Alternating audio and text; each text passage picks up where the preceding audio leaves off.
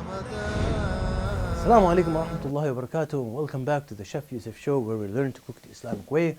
We learned a cool technique today of how to cook a fish in a soup and make a wonderful soup. And this technique will make a lot of type of soup.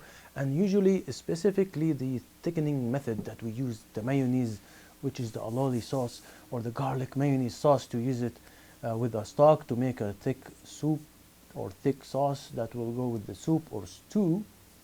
And every now and then I talk about soups, I talk about fish, and I have to, because it is a wide subject, right? Just like the recipe is like the ocean, the topic itself is like the ocean. Sometimes we talk about the fish and the industry of, what's happening and the corruption of the seas and the pollution of the seas, especially in Japan, in the Gulf of Mexico, and we have these oil spills, we have the radiation. So it is a big topic, an important topic, specifically because it was mentioned in the Surah Al-Kahf when Musa went to meet his teacher. There are some interesting things to study in the Islamic eschatology regarding fish. So it is a big topic. But today what I wanted to focus on is a book, The Medicine of the Prophet. This is written by Imam Ibn al-Qayyim al-Jawziyah. He wrote a big book called Zad al-Ma'ad, and one of the chapters of the book is actually this book. So they took one of the chapters and made it a book itself. This is The Medicine of the Prophet. Ibn al-Qayyim, he mentions some interesting thing about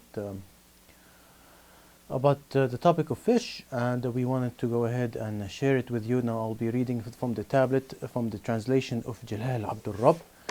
So let's go ahead and read together. Fish, Samak, sperm whale. Abdullah bin Amr, may Allah be pleased with him, and his father, narrated that the Prophet ﷺ said, "There are two kinds of dead creature whose flesh is lawful for us as food, and there's two kinds of blood-bearing organs we are permitted to eat. Number one, fish and locust, which is the grasshoppers. Number two, liver and spleen.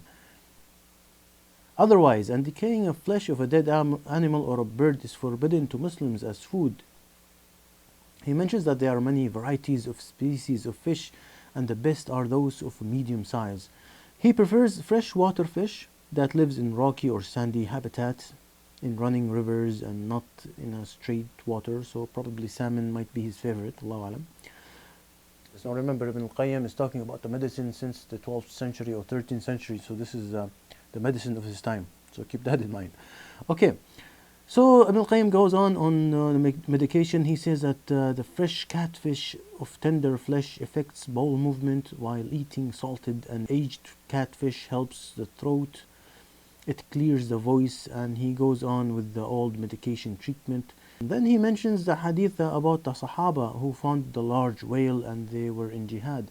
I don't know if I mentioned this story in a previous episode, but it's definitely, I mentioned this in the book that we produced, Cooking the Islamic Way. The story is in the book as well.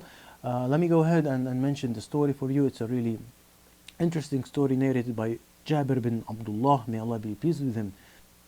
So he said that the Prophet ﷺ once sent us on a mission, and we were 300 horsemen, and our leader was Abu Ubaidah Amir ibn Jarrah, may Allah be pleased with him. By the time we reached the seaside, we felt extremely hungry until we were forced to eat some of the falling dried leaves we found on the way. Suddenly, the sea threw up a large dead whale, and we ate from its meat for 2 weeks, and we used the fat on our bodies.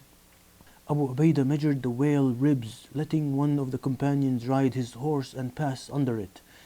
The Sheikh ends up here, but the hadith goes on, so let's go ahead and continue the hadith. This is a Sahih Muslim, and it's also in Imam's Nawawi book, the Riyadh al-Salihin.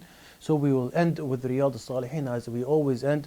So this won't be from the virtues of the fasting, so let's go ahead and finish with this hadith. So the Sahaba would cut off a portion of the meat from the whale as big as a bull. They would take buckets of oil out of the eye and drink it, and they would collect sticks of wood and light up a fire on the side of the meat and grab the meat and eat it. So it was something huge, something like, like abundant meat, subhanallah. It's a gift for the Sahaba. Moreover, they would take the small pieces and dry them. Thus, they got themselves busy with this whale. Abu Ubaidah wanted to know the size of the fish. He had 13 of his men get into the eye socket. Then he took the bone of the rib and had the tallest man among them ride on the highest camel, and he went under the rib bone without bumping his head on it. They devoured so much from it till they became fat. They stayed there for an entire month. They comprised as an army of 300 soldiers, we mentioned that, so there were 300 of them who lived on seafood for an entire month. When they returned and told the Prophet ﷺ this episode, he ﷺ said, "It was a blessing sent by Allah.